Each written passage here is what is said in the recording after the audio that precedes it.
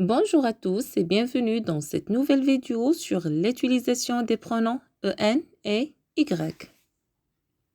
Alors, que remplace le pronom EN? Le pronom EN, tout simplement, remplace un complément introduit par de, du, de la, de elle et l'idée ou bien des. Par exemple, tu reviens de l'école? Oui, j'en reviens. Le pronom EN dans cette phrase remplace un complément circonstanciel de lieu introduit par la préposition de et qui répond à la question d'où. Tu reviens d'où? De l'école. Deuxième exemple. Veux-tu du pain? Oui, j'en veux. Le pronom EN dans cette phrase remplace un complément d'objet direct introduit par l'article partitif du et qui répond à la question quoi? Veux-tu quoi? Du pain. Voyons d'autres exemples. Veux-tu de l'eau? Oui, j'en veux.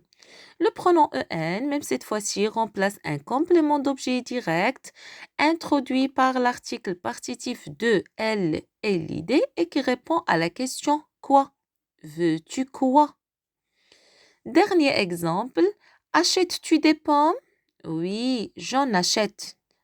Encore une fois, le pronom EN remplace un COD introduit par l'article D et qui répond à la question quoi? Achètes-tu quoi?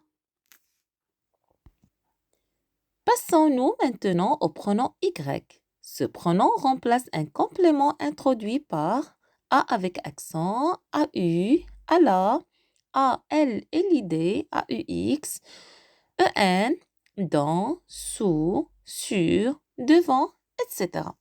Par exemple, vas-tu à Taroudant? Oui, j'y vais. Le pronom Y ici remplace un complément circonstanciel de lieu introduit par la préposition à et qui répond à la question où. Vas-tu où? À Taroudant. Deuxième exemple. Jed habite au Canada? Oui, il y habite. Le pronom Y dans cette phrase remplace un complément circonstanciel de lieu introduit par l'article défini contracté AU et qui répond à la question où. Jed habite où? Au Canada. Attention, l'utilisation du pronom Y est obligatoire sauf avec le futur simple du verbe aller.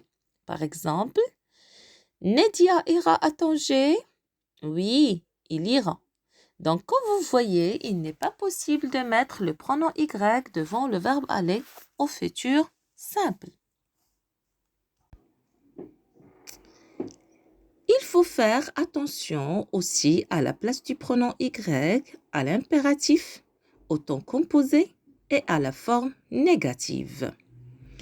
Avec un temps composé, par exemple, au plus que parfait, au passé composé, au passé antérieur, etc., le pronom Y se place devant l'auxiliaire, soit à la forme affirmative ou bien à la forme négative.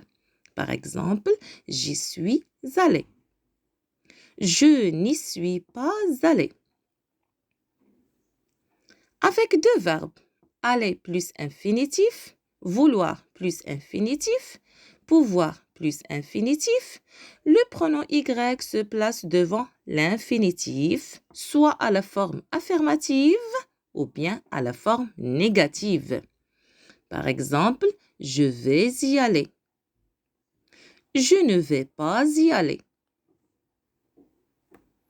À l'impératif, le pronom Y se place après le verbe à la forme affirmative, par exemple, allez-y, et se place avant le verbe à la forme négative, par exemple, n'y allez pas.